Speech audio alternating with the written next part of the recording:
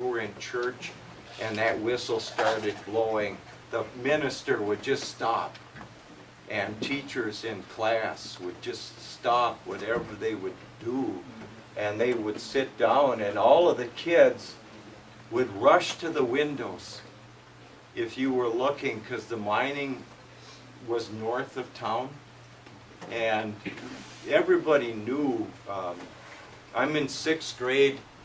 It's a summer morning, and I've got a load of Cheerios about halfway between here and home, you know, and this whistle starts blowing, and I'm 8 years old, and I froze, and my mother is standing there where she's got a dish towel, and this is before dishwashers and all that stuff. This is when you actually wash the dishes, and she's got a coffee cup in her hand, and the dish rag is in the coffee cup, and she's frozen, and this whistle's blowing, and I'm sitting there with the spoon of Cheerios, and we're both not moving, and as soon as that whistle stopped blowing, I dropped the spoon into the bowl, and I watched her drop the cup, and then her hands flew up to her throat like they were two birds, and I can still see this great splurp of water coming up from the sink, and she caught herself, because you were never supposed to show that you were afraid, because the miners that worked underground, they would never talk about what they did, because, and I found out years later, almost, when the old men would find out that I was a good storyteller and that I wanted to tell their stories. They started to open up, you know. You'd have, when I first started, I'd sit down with these guys and I'd say, "Charlie, so what was it like underground?" "Dark." You know, get one word answers, but almost every one of the men. How many people ever got down at the Sedan mine? A lot of people. That was the Cadillac, and I'm taking a tour one day, and I've got this mixed group of people, and what I wanted, the young kids that were on tour, I wanted them to realize that if you were a miner, this was about as good as you could hope for. That if your dad or if you worked in the Sedan mine, you didn't have to worry about dying.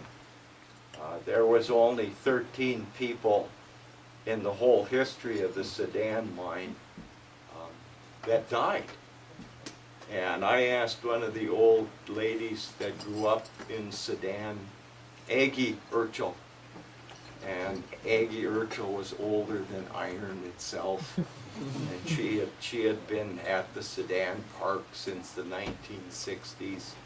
And because I was an interloper from Ely, this was quite shocking at that Sedan mine, that somebody from Ely was stealing thunder at the Sedan mine, because mining towns are very, very closed, very private places. Everybody knew everybody else. And I said to her one day, I said, "When you had mud runs here," I said, "was it the same thing in Tower and Sedan like it was in Ely?" And she looked at me and she said, "Mud runs? What the hell's a mud run?" And in Ely, the guys would work, and you'd cave down, you'd save 13.5 feet between you and the next level.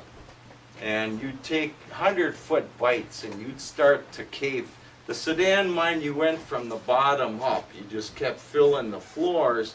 And the Ely mines was the exact opposite. The iron was all pre-crushed into nice-sized chunks. And so in Ely, you went from the top down, caving as you went.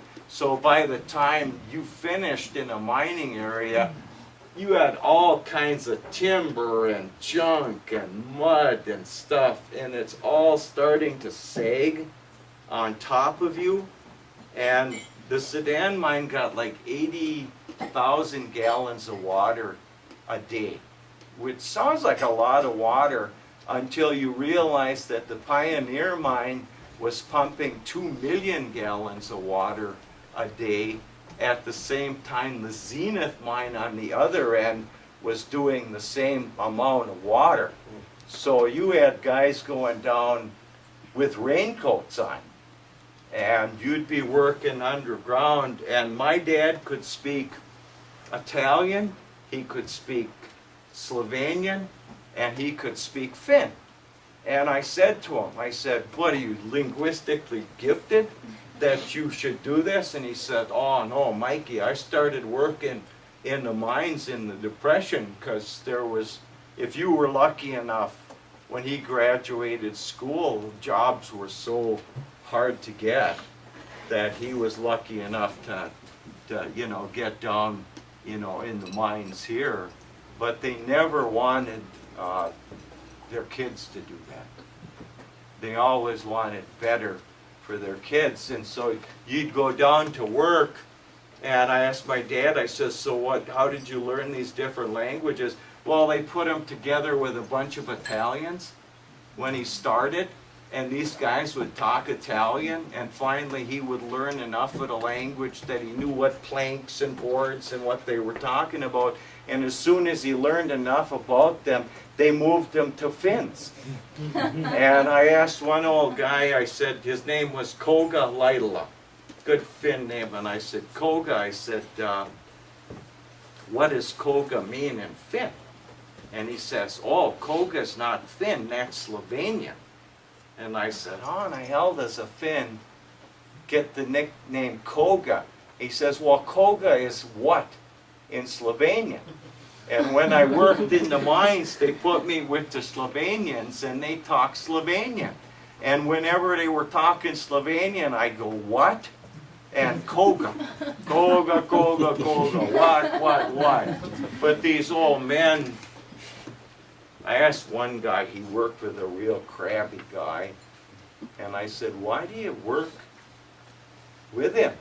He's a horrible drunk.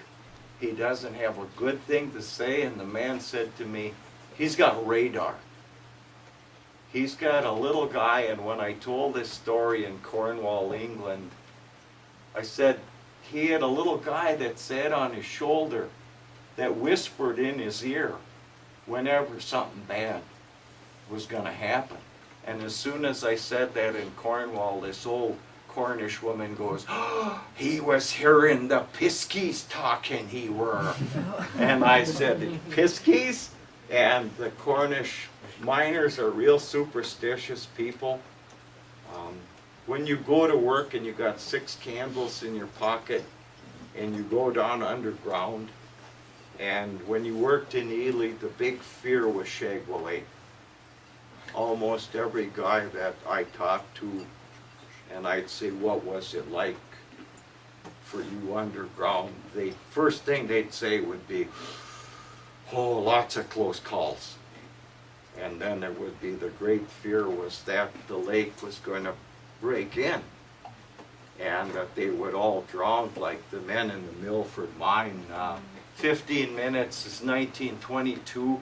There's 44 guys working at the Milford mine in Crosby, Ironton, and 15 minutes before the shift was over, the foreman fires a last shot, which was against the rules of the mine.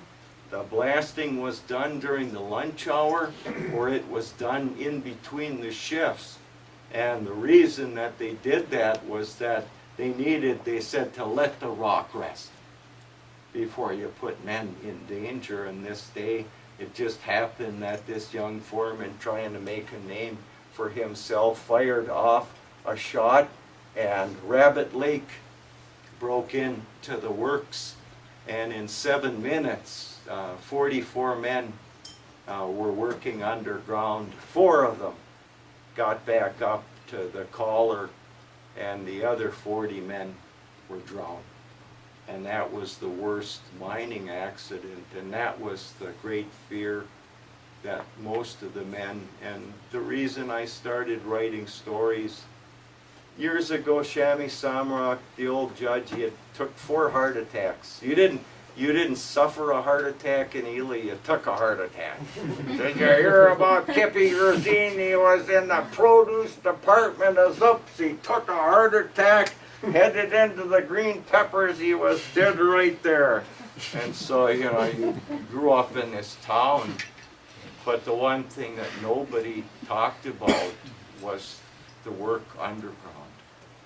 And I can remember that day being a boy and watching my mother, and all the time the whistle blew. I'm thinking about my dad, because my dad worked in the Zenith mine. And my mother turned to me, and she's got the dish towel, and she's trying to make like everything is cool. It's all right. And she turns and she says, "I'm sure everything's all right, Michael.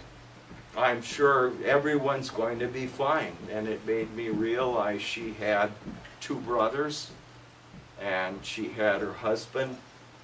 And that day the Protestant women, the old Catholic women, would go up to the church and they would start praying round the clock.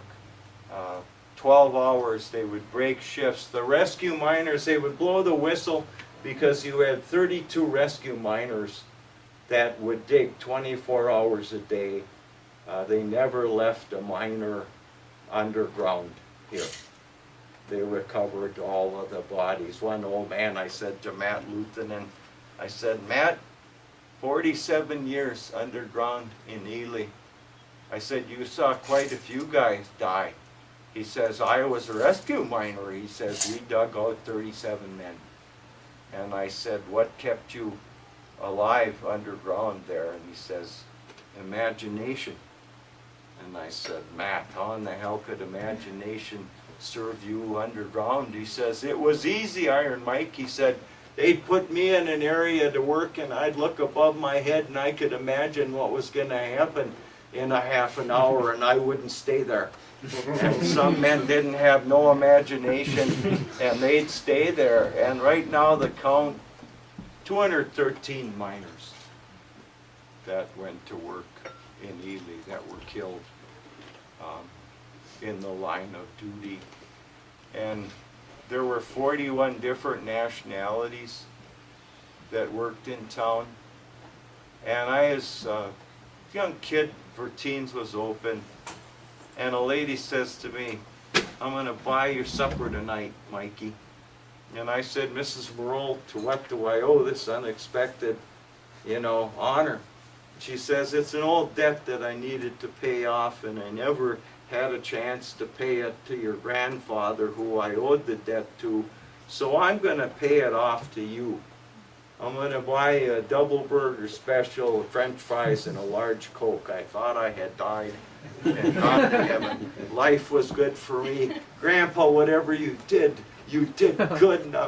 And I came home and I said to my mother, I said, "Mrs. Merle bought me a double burger special with fries and a large Coke." And she said it was something to do with your father.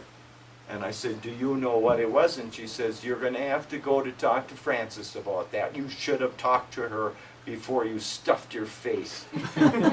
So I go down the next day, and what it was her brother. My grandfather was really a remarkable man. He was the 6th son of a Norwegian farm, and if he would have stayed in Bergen, Norway, he would have slept in the barn and lived on his brother's kindness and charity. And he wasn't that kind of man, so when he found out there was opportunity in places like Ely, America, he decided that he'd take the big chance. Well, he rented out a house, second house in the back of his house, to this woman's brother, and her brother had fallen off a 30-foot railroad trestle and had broken his back and was crippled up. And all of the time that they rented from my grandfather, he not only didn't charge them rent, But come Sunday morning, before the sun was up, because people were really proud here. You could be dirt poor, but you couldn't take charity. And so my grandfather, he would load up a wicker hamper with groceries. The woman had 2 kids, a crippled husband, and she was a real proud Slovenian woman. And when the first basket was on the steps on Sunday morning, she came over to his house and said, "Mr. Thompson." His real name was Svensson Tobias in Elyberg. But when he got to Ellis Island, the man at the desk in New York said, "You won't stand much of a chance in America with the name Svensson Tobias in Elyberg." So my grandfather said, "Pick me a good name then." And the man said, "Steve. Steve Thompson." My grandfather said, "Write that down." And we never knew till after he was dead what his real name was. He came to America. He wouldn't let any of his children speak the language. He forbade it because he would say, "I don't want my children, when people listen to me talk, they hear me speak with this Norwegian brogue. And by God, I want my children to come to America, learn to speak good." And that was almost universal, that every language group that came here, they wanted the kids to assimilate. So he buys his groceries and he leaves it there before morning. And it's no secret, that woman knew who did it. And she comes over and she's got the box and she puts it on the kitchen table and says, "I can't take this charity from you." And he goes, "I don't know what in the world you're talking about, because I have no idea where those groceries come from, other than that they come from God. And that if you know someone in town that needs those groceries more than you, then you go and give it to them." And that was what the town melded together. Before there was phones, if a guy was killed underground, the mining captains would try to hire the oldest boy in a family. And when there'd be a tragedy, before there were telephones, this little boy, 10 years old, be waiting around the captain's office, and he would be given the news. He'd say, "Go and tell Mrs. Tomsich, she lives on Harvey Street, 3rd block, in big brown house. You go tell her that her husband's dead."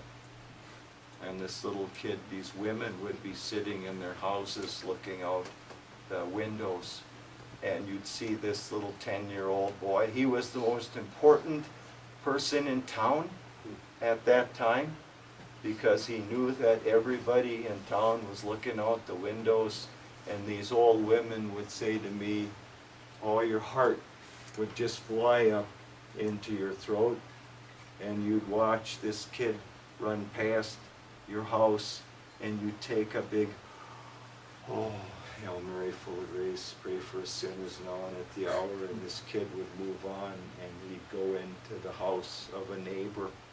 And then everybody in the neighborhood would pretty much do the same thing. You'd help out, as much as you could. And for me, that was when Shammy Samrock, after he took his 4th heart attack, and he said, "Me and Lee Brownell, we wrote books about Ely, but you had to be from Ely to understand them." He says, "Got a lot of new people coming down the pike, Iron Mike," and he says, "You're the only kid that sat down with us old men and had coffee and listened to the stories that we told, and you got to write the stories for the people that are coming here so that they'll be able to understand."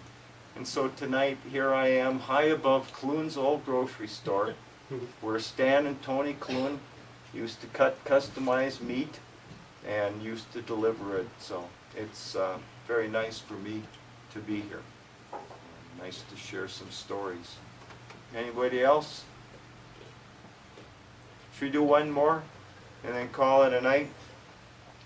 Almost everybody that comes from Ely, they say the same thing to me. If you're a young woman, they say, boy, they sure don't make it for any woman trying to start a business in this town. And if you're a new man, it's to say, oh, they don't make outsiders feel really welcome or whatever. And that was part of the deal here. It was really tough. When I ran the radio station, it was National Women's Week. And the woman that I called was Columbia Childers. And Columbia's husband took a heart attack. Fred Childers took a heart attack in the late 1960s. And Columbia Childers, rather than hire a man to edit the paper, she announced to this ornery little chauvinistic town that she was going to run that paper, and she was, by God, going to be the editor come hell or high water. And this woman was so crusty, I call her up, and I always called her Mrs. Childers. She was Columbia, the gem of the archives. Because if I wanted to get in to see the old newspapers, I had to schmooze her to get in to see the keys. So I call her up and I said, Mrs. Childers, it's National Women's Week, and I'd like to invite you to come in to my radio program. And she says, what for? And I said, Mrs. Childers, I said, you were the first female editor of a newspaper, I think in the state of Minnesota. I said, that's a real accomplishment. And I said, I'd like you to come in and talk about what it was like being a woman doing business in Ely in the late 60s and early 70s. And she said, Michael Hillman, if I came into your radio station and started talking about the jackasses in this business community that are still advertising with you, honey, I'd cost you the business. So she says, I'm not going to do this because I don't want to have you fold up on account of me. But